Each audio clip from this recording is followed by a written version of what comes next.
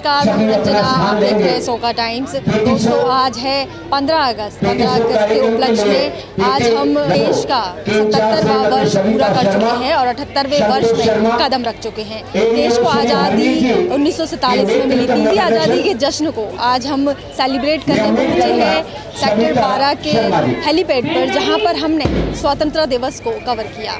भारत को आज़ाद हुए 77 वर्ष पूरे हो चुके हैं। पूरा देश आज़ादी के इस जश्न को सेलिब्रेट कर रहा है। आज स्वतंत्रता दिवस के अवसर पर फरीदाबाद के सेक्टर 12 पर स्वतंत्रता दिवस बड़े ही उत्साह के साथ मनाया गया। हरियाणा पुलिस ने मार्च पास्ट करते हुए मुख्य अतिथि को सलामी दी। स्वतंत्रता दिवस के अवसर पर प्रांगण में उपस्थित सभी स्वतंत्रता दिवस के कार्यक्रम को सेलिब्रेट कर रहे थे। देश की आज़ादी के इस जश्न में सांस्कृतिक कार्यक्रमों की प्रस्तुतियां स्कूल के बच्चों द्वारा पेश की गयी। सांस्कृतिक कार्यक्रम की शुरुआत मूक बधिर बच्चों की प्रस्तुति से हुई। ये बच्चे भी देश प्रेम में रंगे हुए थे। आज इनका मूक बधिर होना भी मुश्किल नहीं बन सका। जब हौसला हो बुलंद तो हर मुश्किल आसान होती है। ऐसा ही कुछ कहते हुए दिखे ये बच्चे। हाल ही में इन बच्चों का सर्वोदय अस्पताल में सरकार द्वारा निःशुल्क इलाज कराया गया था। आज़ादी के इस जश्न में फिर इसके बाद लगातार सांस्कृतिक कार्यक्रमों ने आज़ादी के इस पर्व में चार चांद लगा दिए। स्कूल के बच्चे आज़ादी के पर्व में रंगे हुए थे। अपनी रंगारंग प्रस्तुतियों से सबको लुभा रहे थे। उनकी इन प्रस्तुतियों ने सभी को तालियां बजाने पर मजबूर कर दिया। कार्यक्रम में उपस्थित सभी बच्चों का तालियां बजाकर उत्साहवर्धन करते दिखे। कार्यक्रम के अंत में पुरस्कार वितरित किए गए। स्वतंत्रता सेनानी व उनके परिजन, सम्मानित बुजुर्गों, माताओं, बहनों, नौजवान साथियों, जिला प्रशासन के अधिकारीगण, पत्रकार एवं छायाकार बंधुओं और प्यारे बच्चों, आज हम अपना 78वां स्वतंत्रता दिवस मना रहे हैं। इस अवसर पर यहाँ ध्वजारोहण करना मेरे लिए बड़े गर्व और सौभाग्य की बात है। खुशी के इस मौके पर मैं आप सभी को हार्दिक बधाई एवं शुभकामनाएं देता हूं। प्यारे देशवासियों, प्रदेशवासियों, सन 1947 में आज ही के दिन हमारा देश स्वतंत्र हुआ था।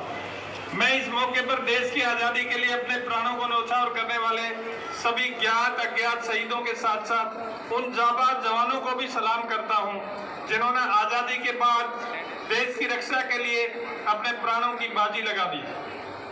सन 1857 की क्रांति, आजादी के आंदोलन की वह शौर्य गाथा है जिसे पढ़ और सुनकर आज भी रोंगटे खड़े हो जाते हैं।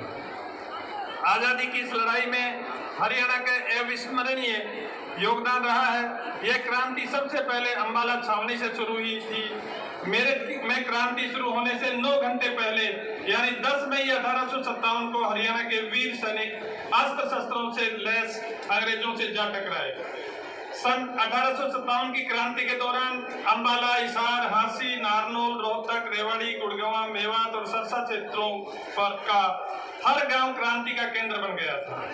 भिवानी का रोहनाथ गांव, हांसी की लाल सड़क, झज्जर की लाल डिग्गी, महम का आजाद चौक, नसीबपुर व तावड़ू की लड़ाई अंग्रेजी हुकूमत के जुल्मों सितम के खिलाफ हरियाणा वासियों के संघर्ष और बलिदान के साक्षी रहे हैं। हमें गर्व है कि हरियाणा के वीर सपूतों ने आजादी के बाद भी देश की सीमाओं की सुरक्षा में महत्वपूर्ण भूमिका निभाई है। जय जवान जय किसान का नारा हरियाणा के मामले में बिल्कुल सटीक बैठता है। हमारे किसान ने अपने पसीने से देश के अन्न भंडार भरने का काम किया है, तो हमारे जवान सेना में भर्ती होकर देश के लिए मर मिटना अपनी शान समझते हैं। भाइयों बहनों, हमारे महान स्वतंत्रता सेनानियों के कठोर संघर्ष से हमें आजादी मिली, तो वहीं दिन रात मुस्तैदी से देश की सीमाओं की निगहबानी करने वाले वीर सैनिकों के कारण हमारी आजादी सुरक्षित है। आज पूरा देश उनका ऋणी है। हम अपने शहीदों के बलिदानों का कर्ज तो नहीं चुका सकते, लेकिन उनके परिजनों की देखभाल करके उनके प्रति सम्मान अवश्य जता सकते हैं।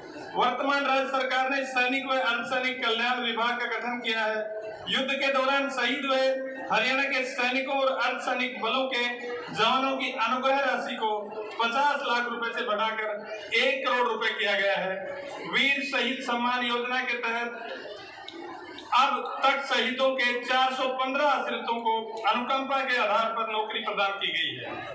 भाइयों बहनों, सुशासन से सेवा के संकल्प के साथ जन सेवा का दायित्व संभालने वाली वर्तमान सरकार ने प्रधानमंत्री श्री नरेंद्र मोदी जी के सबका साथ सबका विकास और हरियाणा एक हरियाणवी एक के मूल मंत्र पर चलते हुए हरियाणा और हर एक हरियाणवी की तरक्की और उत्थान के लिए काम किया।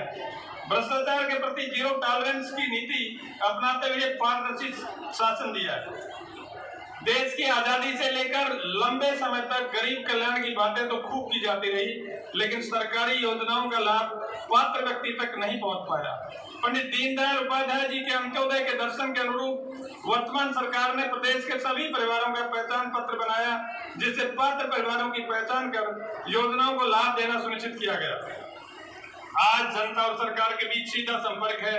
अपने प्रशासन में मानव हस्तक्षेप को न्यूनतम करने के लिए बड़े पैमाने पर सूचना प्रौद्योगिकी का प्रयोग किया है। आज गरीब की बेटी की शादी का शगुन, बुजुर्ग विधवा और दिव्यांगों की pension, BPL card, Chirayu card का लाभ एक क्लिक से सीधे लाभ पात्र के खाते में जाता है।